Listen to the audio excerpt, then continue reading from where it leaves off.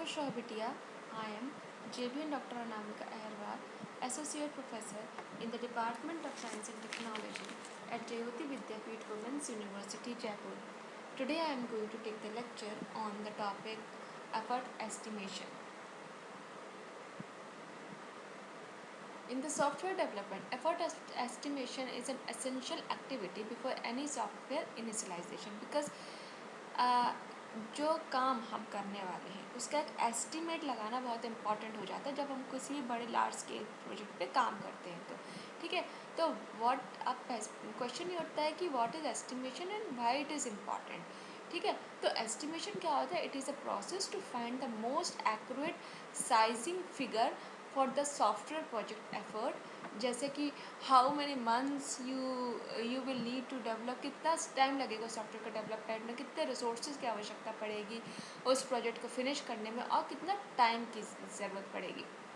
And this is translated to money at the end, और last में इन सब का जो होता है वो मनी के फॉर्म में उसको ट्रांसलेट किया जाए कि इन सब चीज़ों में कितनी मनी की एक्सपेंडिचर आ रहा है। ठीक है, तो अब एस्टिमेशन इज़ इम्पॉर्टेंट होता है क्योंकि it gives the project team some confidence about the required effort and time to plan ahead for the project. क्योंकि एस्टिमेट बना के ही हम अगर काम को शुरू करें उससे पता चलता है कि हमें इतना हमारा काम हो गया, इतने टाइम पे हमें पूरा करना है और इस तरीके से हमें पूरा करना है।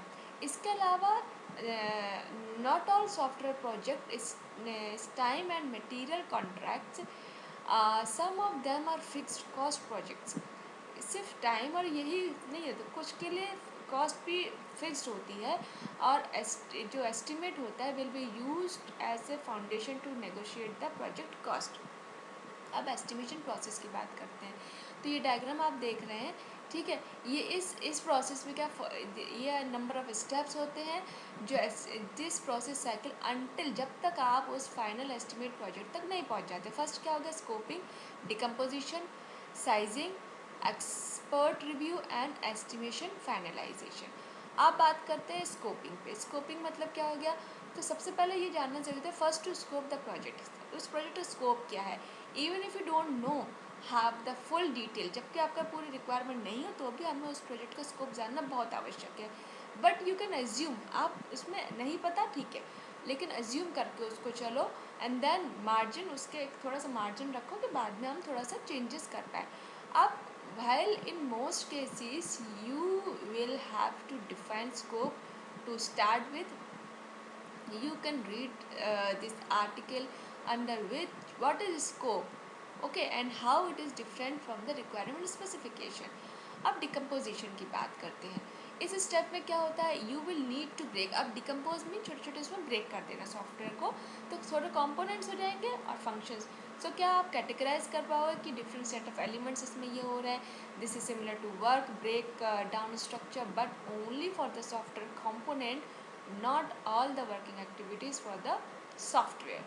ठीक है, अब now you may also collect different data from the project team or the customer to ensure that you have listed all functionalities, right? अब हम बात करते हैं साइजिंग पे। इसमें क्या होता है? एक्चुअल एस्टिमेट दिखाया जाता है कि जो कितना हर कंपोनेंट के लिए कितना टाइम कितना साइज चाहिए रहेगा।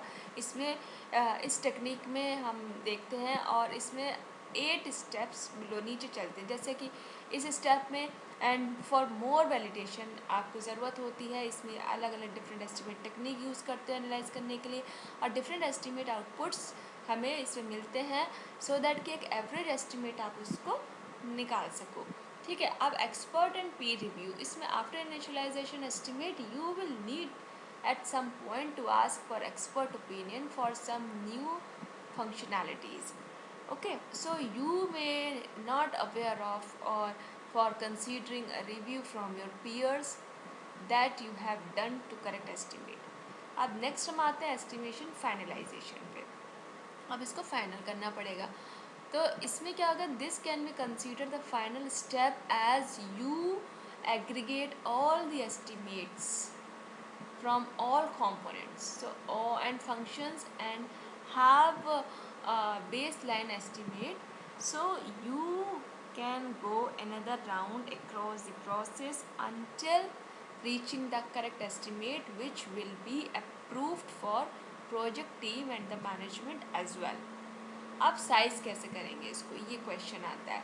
तो इसमें सबसे पहले देखेंगे फंक्शन पॉइंट एनालिसिस को। तो ये क्या होता है, FPA it is a size measure to clear business significance. सबसे पहले ये किसने 1979 में एलान अल्बर्ट IBM ने दिया था publicly. It depends mainly on estimation the lines of code for the software, which is also considered as a citric for this technique. So FPA, this can be helpful to estimate the effort for a software project at the early stage when the requirements are known, but the details of implementation have not yet been specified or evaluated. ठीक है, फिर which is actually the most case of the software projects.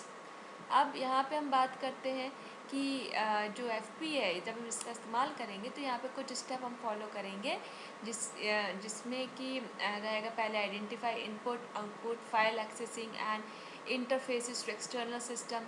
दूसरा, determine the functional complexity of each functions, calculate unadjusted FPs by summing weightings, then calculate value adjustment factor for the software, apply VAF to UFP to calculate adjusted FPs. Okay, तो ये सारी चीज़ें देखेंगे। तो this is all about effort estimation. So now this session is powered by digital version 2.0 Jyoti Vidyapeeth Women's University Jaipur. Hope you are satisfied with my digital session. If you have any query, please mention in comment box. I will resolve it. Thank you.